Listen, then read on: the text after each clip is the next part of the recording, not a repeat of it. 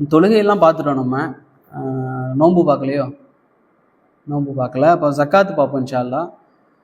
ஜக்காத்தில் வந்து மேலோட்டமாக மட்டும் சரிங்களா நான் பார்ப்போம் இன்ஷா அல்லாஹ். ஜக்காத்தை பொறுத்த வரைக்கும் யாருக்கெல்லாம் கடமை இல்லை அப்படிங்கிறது பார்க்கணும். முதல்ல ஜக்காத் யாருக்கெல்லாம் கடமை இல்லை அப்படின்னு சொன்னால், சிறியவர்கள், இஸ்லாம் அல்லாதவர்கள், இஸ்லாத்துக்கு வராதவர்களுக்கு கடமை கிடையாது. அதே போல கைதி, அடிமையாக இருக்கக்கூடிய கைதி, அவருக்கு எவ்வளோ சுத்தம் இருந்தாலும் சரி, அவர் கைதியாக இருக்கக்கூடிய நேரத்தில் அவருக்கு ஜக்காத் கடமை கிடையாது. அதே போல ஒரு வருடம் பூர்த்தியாகாத பொருள், காசு இருக்கு ஆனால் ஒரு வருடம் பூர்த்தி ஆகவில்லை அப்படின்னு சொன்னால் அந்த நிசாப் அது அடையலை, அது வந்து என்ன செய்யலை, அது நமக்கு கொடுக்க வேண்டிய அவசியம் கிடையாது. அதே போல ஜக்காத்துக்கான பொருளாக இருக்கணும். எல்லாவற்றிலும் ஜக்காத் இல்லை, ஜக்காத்துக்கான பொருளாக இருக்கக்கூடிய நேரத்தில் தான் அதுல ஜக்காத் வரும். முதலாவதாக நாம பார்க்கறது ஹயவான், அது மிருகங்கள். மிருகங்களை பத்தி பார்க்கக்கூடிய நேரத்துல அதுல முதலாவதாக நாம், கால்நடைகள். சரிங்களா, அரபுல வந்து ரெண்டு நாம்னா வந்து ஆமான்னு சொல்றது இருக்கு, இன்னொன்று வந்து கால்நடைகள். இதுல முதலாவதாக ஒட்டகம். சரிங்களா, ஒட்டகத்தை பத்தி பார்ப்போம். ஒட்டகத்தை பத்தி பார்க்கும்போது 5 ஒட்டகம் இருந்தா, கவனிக்கணும், 5 ஒட்டகம் இருந்தா ஒரு ஆடு, ஆடுன்னு சொல்லக்கூடிய நேரத்துல எல்லாமே பெண் ஆடு தான் நம்ம ஞாபகத்துல வைக்கணும். சரிங்களா, பெண் ஆடு, ஆடுனாலே பெண். அப்ப 5 ஒட்டகம் இருந்தால் ஒரு பெண் ஆடு. சரிங்களா, 10 ஒட்டகம் இருந்தா 2 பெண் ஆடு. அதற்கு பிறகு 15ல இல்லை, 20ல இல்லை. 20 ஒட்டகம் இருந்தாலும் எத்தனை ஆடு தான்? 2 ஆடு தான். சரிங்களா, 5ல் 1, 10ல் 2. 25 ஆகிவிட்டால் ஒரு ஒட்டகம் கொடுக்கணும். 25 ஒட்டகம் இருக்கு அப்படின்னு சொன்னா 1 வயது பூர்த்தியான ஒரு ஒட்டகம், பெண் ஒட்டகம், இதுவும் பெண் தான். 25 ஒட்டகம் இருந்தால் 1 வயது பூர்த்தியான ஒரு ஒட்டகம், அல்லது 2 வயது பூர்த்தியான ஒரு ஆண் ஒட்டகம். சரியா, ஏன்னா வந்து பெண் ஒட்டகத்துக்கு மதிப்பு ஜாஸ்தி. 1 வயது பெண் ஒட்டகம் 1க்கும் 2 வயது ஆண், ஒரே ஒரு ஆண் ஒட்டகத்துக்கும் ஈக்குவல். இப்போ நீங்க ஆண் ஒட்டகத்துக்கு போக வேண்டாம், குழப்பம் வரும். அதனால 1 வயது ஒரு பெண் ஒட்டகம். சரிங்களா, 25 ஒட்டகம் இருக்கக்கூடிய நேரத்துல. அதற்கு பிறகு 26, 27, 28 எதுலையும் கிடையாது, 36. 25க்கு பிறகு 36 இருந்துச்சு அப்படின்னு சொன்னா 2 வயது பூர்த்தியான ஒரு பெண் ஒட்டகம்.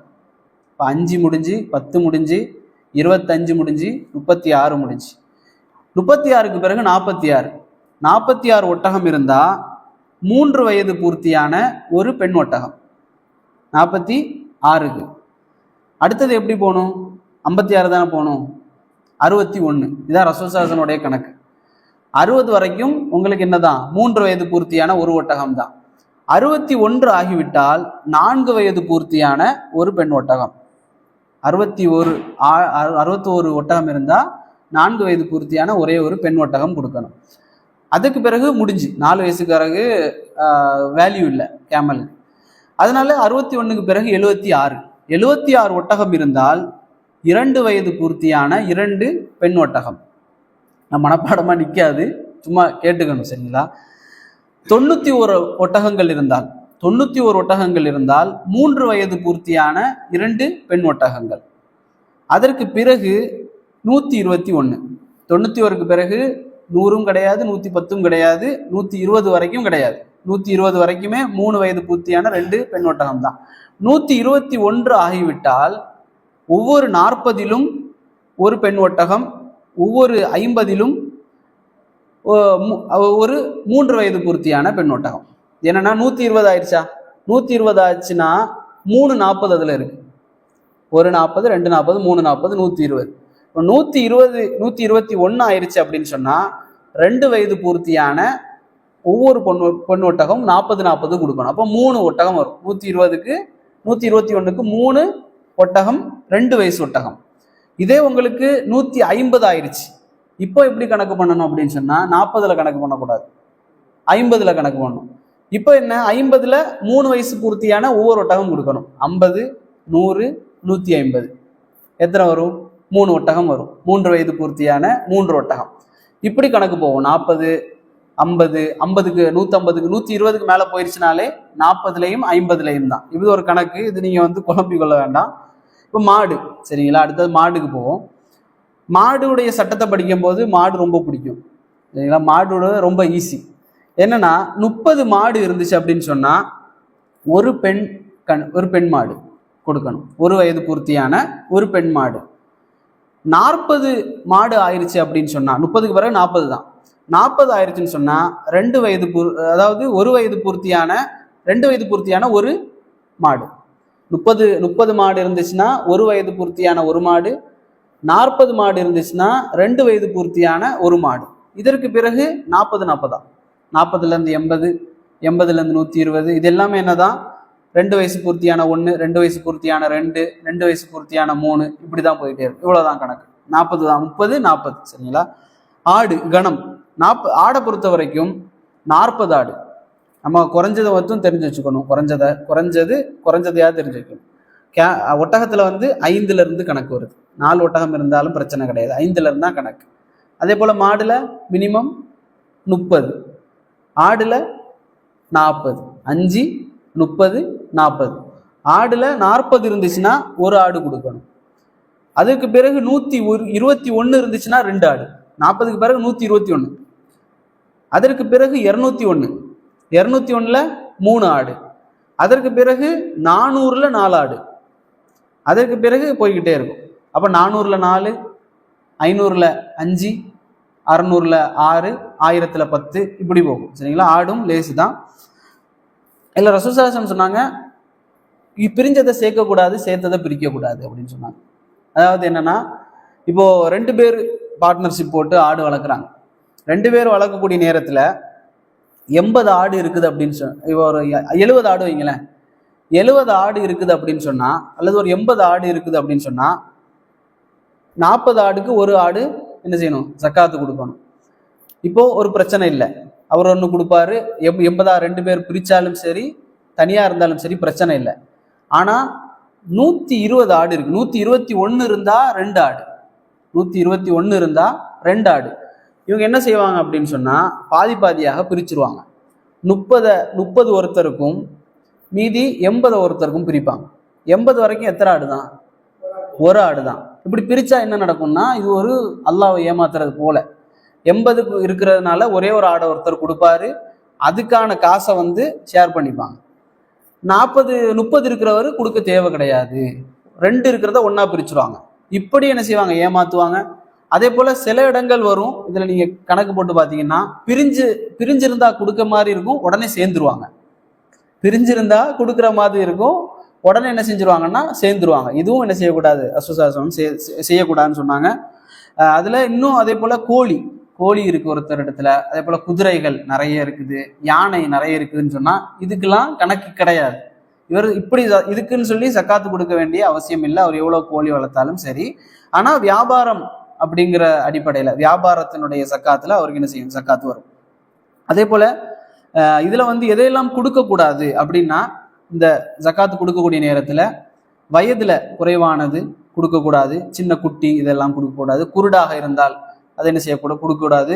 மலட்டுத்தன்மை என்ன செய்வாங்கன்னா, சக்காத்து கொடுக்கணும் அப்படிங்கிறதுக்காக அரபுகள் என்ன செய்வாங்கன்னா, இந்த மலட்டுத்தன்மையாக இருக்கக்கூடிய பெண் ஒட்டகங்கள், பெண் ஆடு இதெல்லாம் கொடுப்பாங்க. இதை என்ன செய்யக்கூடாது? கொடுக்கக்கூடாது. அதே போல ஜக்காத் எடுக்க போகக்கூடியவரும் ஆசையாக வைத்திருக்கக்கூடியதை எடுக்கக்கூடாது. சில பேர் ஆசையா வச்சிருப்பாங்க. அந்த அவருடைய தொழிலுக்கு அவருக்கு கூடவே ஒரு ஆண் ஒட்டகத்தை வச்சிருப்பாரு, அல்லது ஒரு பெண் ஒட்டகத்தை வச்சிருப்பாரு குட்டி போடுறதுக்காக. இந்த மாதிரி குட்டி போடக்கூடிய நிலையில இருக்கிறதும் ஆசையாக வைத்துக் கொள்வதை என்ன செய்யக்கூடாது? ஜக்காத்துக்கு போறவர் எடுக்கக்கூடாது. அநியாயம் செய்யக்கூடாது. ரசூல் ஸல்லல்லாஹு அலைஹி வஸல்லம் ஒரு ஹதீஸ் நமக்கு தெரியும்.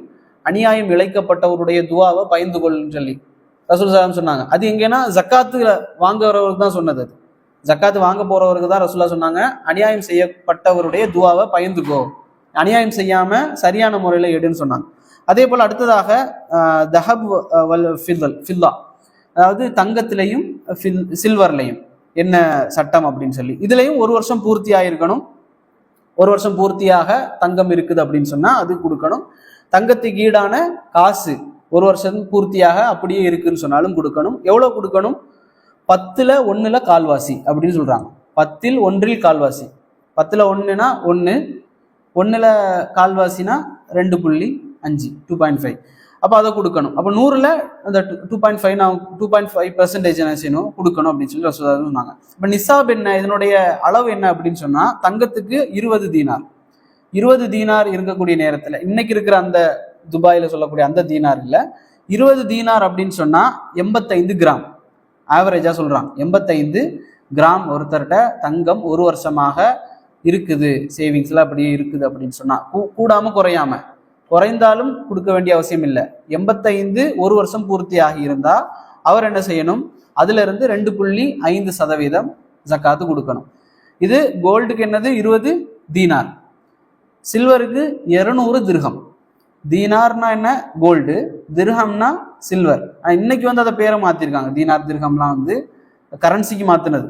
ஆனா தீனார்னு சொன்னா 20 தீனார் 200 திர்ஹம். 200 திர்ஹம்னா சில்வர்ல எவ்வளவு வருதுன்னா 595 கிராம். சில்வர் 595 கிராம் ஒருத்தர்கிட்ட ஒரு வருஷமாக இருக்குது அப்படின்னு சொன்னா, ஒரு வருஷம் பூர்த்தியான நிலையில இருக்குதுன்னு சொன்னா அதுல 2.5% அவர் கொடுக்கணும். இது அல்லாத அவரிடத்துல பிளாட்டினம், வைரம், வைடூரியம், மாணிக்கம், ரூபி இதெல்லாம் இருந்தாலும் அவர் கொடுக்க வேண்டிய, இந்த கணக்கு பண்ணி கொடுக்க வேண்டிய அவசியம் இல்லை அப்படின்னு சொல்லி இமாம் ஷவுகானி அவங்க சொல்றாங்க. இதுல தான் சில பேர் என்ன செய்வாங்கன்னா, அந்த மாத சம்பளம் ஒருத்தருக்கு மாசம் 10,000 வருது, அவருக்கு ஒரு வருஷம் முடியக்கூடிய நேரத்துல அந்த நிசாபை தாண்டுது, அல்லது 20,000 வைங்களேன், ஒரு மாசத்துக்கு வந்து 20,000 சம்பாதிக்கிறாரு, ஒரு வருஷம் முடியக்கூடிய நேரத்துல அவருக்கு வந்து அந்த 85 கிராம் கோல்டுடைய மதிப்பை தாண்டுது, அப்போ அவர் கொடுக்கணுமா அப்படின்னா அப்படி இல்லை. அவருக்கு தொடர்ச்சியாக அந்த 85 கிராம் உடைய தொகையோ அல்லது 85 கிராமோ ஒரு வருஷம் அவரிடத்துல தங்கி இருக்கணும். 85 கிராமும் ஒரு வருஷம் அவரிடத்துல தங்கி இருந்துன்னு சொன்னா அதுல இருந்து 2.5% அவர் கொடுக்கணும், ஒரு வருஷம் பூர்த்தி ஆகிருக்கணும். இதுல பணம் என்பது தீனார் திர்ஹத்தை பொறுத்து தான் என்ன செய்வாங்க, அளவிடுறாங்க. ஏன்னா கணக்கு மாறக்கூடாது அப்படிங்கிறதுனால. முன்னாடியே ரசூலுல்லாஹி ஸல்லல்லாஹு அலைஹி வஸல்லம் அவர்கள் 20 தீனார் 200 திர்ஹம் அப்படின்னு சொல்லிட்டாங்க. காலம் போக போக அதனுடைய வேல்யூ ஜாஸ்தி ஆகிட்டே இருக்கும், பண மதிப்பு ஜாஸ்தி ஆகும் நேரத்துல அதுக்கேற்ற மாதிரி நான் என்ன செய்யணும், கொடுத்து கொண்டு இருக்கணும். இல்லை ஏதாவது சந்தேகம் இருந்தா கேளுங்க, இன்ஷாஅல்லாஹ் அடுத்த வாரம் பார்த்துட்டு நான் சொல்றேன்.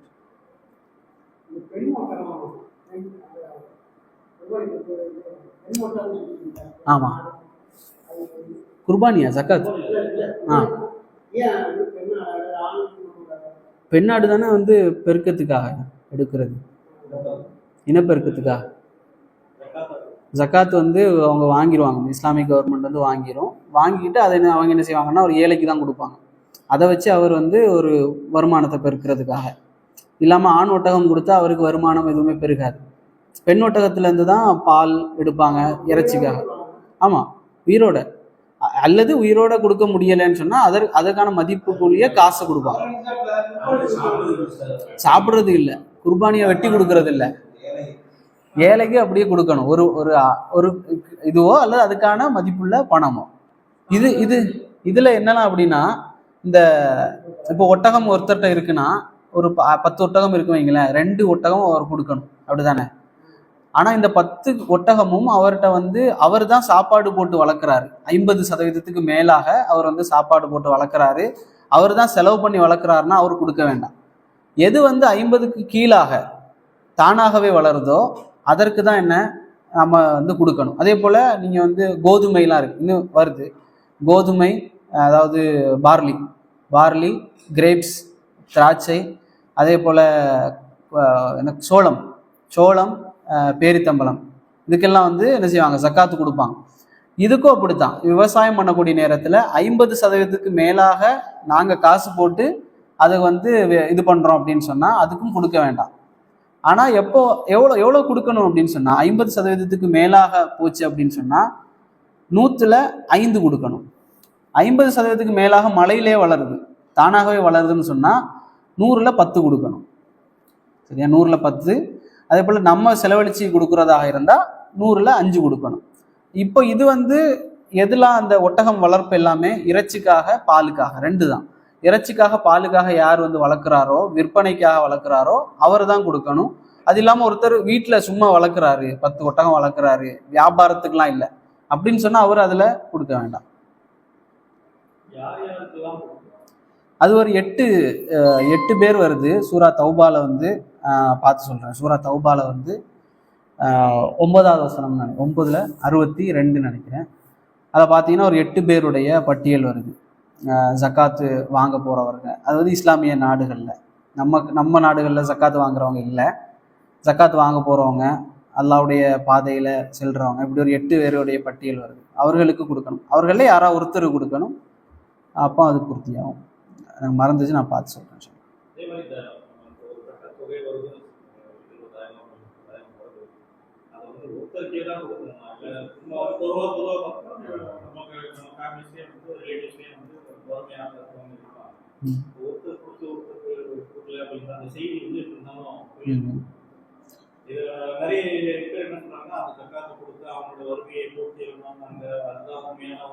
ஆமா, கண்டிப்பா.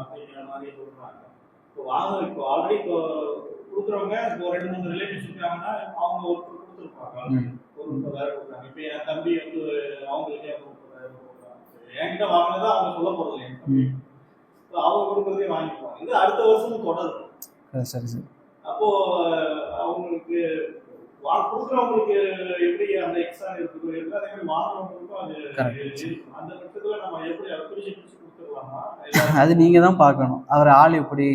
இப்போ வந்து இன்னொரு ஷவுகானி சொல்லுவாங்க, ஒரு ஊர்ல இருந்து எடுத்த ஜக்காத்தை வந்து அந்த ஊர்ல இருக்கிற ஏழைகளுக்கு தான் கொடுக்கணும். அது என்ன காரணத்துக்கு சொல்றாங்கன்னா, இப்போ ஒரு ஊர்ல பணக்காரங்க இருக்கிறாங்கன்னா அவங்கள்ட்ட இருந்து ஜக்காத்தை எடுத்து அந்த ஊர்ல உள்ள ஏழைகள் வந்து மறுபடியும் அவங்க ஜக்காத்து கொடுக்குற நிலைமைக்கு வரணும். இல்லை அவரே தொடர்ந்து அவரே ஜக்காத்து வாங்கிட்டே இருக்கிறாருன்னா அதுக்கு பேர் ஜக்காத்தாவே இருக்காது. ஒருத்தர் ஜக்காத்து வாங்குறாருன்னா அவர் அடுத்த வருஷம் அல்லது ஒரு 5 வருஷத்துக்கு பிறகு அவர் ஜக்காத்து கொடுக்குறவராக மாறணும் அப்படிங்கிற ஒரு நோக்கத்தில். இப்போ ஒருத்தர் வந்து எல்லா வருஷமுமே வந்து ஜக்காத்து எடுத்துக்கிட்டே இருக்கிறாருன்னா நீங்க தான் முடிவு பண்றது, பிரிச்சு கொடுக்கறதா. ஒவ்வொருத்தரை பொறுத்து, ஒவ்வொருத்தருக்கும் எந்த எந்த நாள் பூர்த்தி ஆகுதோ. ரமலான்ல தான் கொடுக்கணும்னு சில பேர்லாம் இருக்காங்க, ரமலான் தான் கொடுப்பாங்க. அது எப்படின்னா ரமலான்ல இருந்து ரமலான் கணக்கு வச்சா, ரமலான்ல இருந்து கணக்கு வைக்கிறாங்க, அடுத்த வருஷம் ரமலான் வரைக்கும் அந்த தொகை இருக்குது அப்படின்னா கொடுக்கறது ஓகே. ஆனா ஒருத்தருக்கு ரமலானுக்கு பிறகு கிடைக்குது, ஆனா அதுக்கு பிறகு ஒரு வருஷம் அவர்கிட்ட அந்த தொகை இருக்குன்னா அப்படி இல்லை.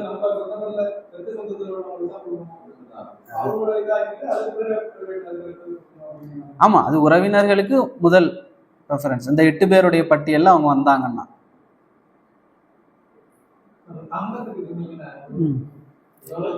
20 தீனார் 20 தீனார் 85 கிராம் 85 கிராம் 85 கிராம் மேல இல்ல, 85 கிராம் இருந்தாலே அந்த 85லயும் கொடுக்கணும்.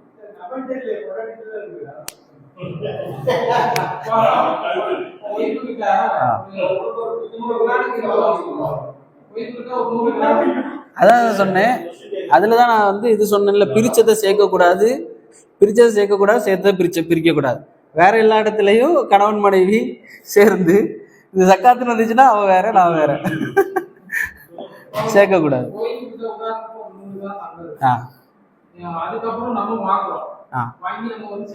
சரி, 85. இன்னும் வேற வந்து நிலத்துக்கெல்லாம் இருக்கு, நிலம் வீடு இதெல்லாம் இருக்கு. இதுல வந்து எப்போ வந்து வீடு வந்து விற்பனைக்குன்னு சொல்லி கட்டுறாங்களோ, விற்பனைக்கு ரெண்டு இல்லை விற்பனைக்கு வீடு கட்டி விற்கிறாங்க, அல்லது நிலம் வாங்கி விற்கிறாங்க. இப்போ நமக்கு ஒரு நிலம் இருக்கு சும்மா இருக்குன்னா அது கொடுக்க தேவையில்லை. நிலம் வாங்கி ஒருத்தர் விற்பனைக்காகவே வாங்குறாரு, நம்மளுடைய சொந்த இதுக்கு இல்லாம விற்பனைக்காக வாங்குற நேரத்துல அதுக்கு ஜக்காத்து கொடுக்கணும். அதோடைய மதிப்பு எவ்வளவுக்கு போகும் அது தெரியல எனக்கு. இப்போ ஒருத்தர்கிட்ட வந்து பைக் இருக்கு, அவர்கிட்ட 3 பைக் இருக்கு, ஒருத்தர் 1 பைக் தான் யூஸ் பண்றாரு, மீதி 2 பைக்கு அவர் ஜக்காத்து கொடுக்கணுமானா அவர் எப்போ வந்து அதை வந்து வியாபாரத்துக்கு யூஸ் பண்றாரோ, வியாபாரத்துக்கு அதை யூஸ் பண்ண வரல, அதுல இருந்து அவர் கொடுக்கணும். அதுல வரக்கூடிய காசுல அவர் கொடுக்கணும். விற்கிறது, ஆமா விற்கிறது. அப்போ சும்மா இருக்கு வீட்டுல, ஆனா கொடுக்க தேவை கிடையாது. அப்ப அதுதான் நீங்க அசையக்கூடிய இதுன்னு சொல்றீங்களா? அசைகிற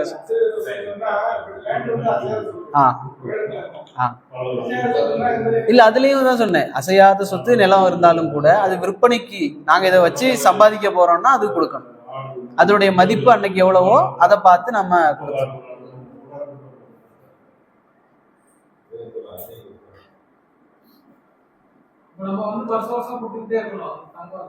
85 ஆகிற வரைக்கும். சில பேர் கேட்பாங்க 80 இப்படி வருஷம் கொடுத்துட்டே இருந்தா ஒண்ணுமே இல்லாம போயிருமே அப்படின்னு. அப்படி போவாது, 84 ஆயிட்டாலே நின்றும். புரிஞ்சா? 84 கிராம் இருந்தா கொடுக்க தேவையில்லை, 84 வந்தாலே கிடையாது. 85 வரைக்கும் தான்.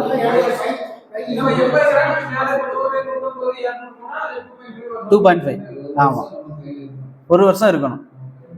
இப்போ இன்னைக்கு உங்கள்கிட்ட 84 இருக்கு சரியா, இன்னைக்கு உங்கள்கிட்ட 84 இருக்கு பாய். நாளைக்கு ஒரு 2 கிராம் வந்துச்சுன்னு வைங்களேன், 87 ஆச்சா, உடனே கொடுக்க தேவையில்லை. இது ஒரு வருஷம் பூர்த்தி ஆகணும்.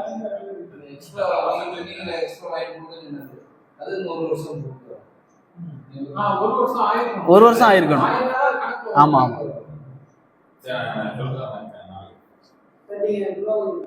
சரி. சுப்ஹானக்கல்லாஹும்ம வ பிஹம்திக அஷ்ஹது அன் லா இலாஹா இல்லா அன்த அஸ்தக்ஃபிருக வ அத்தூபு இலைக்.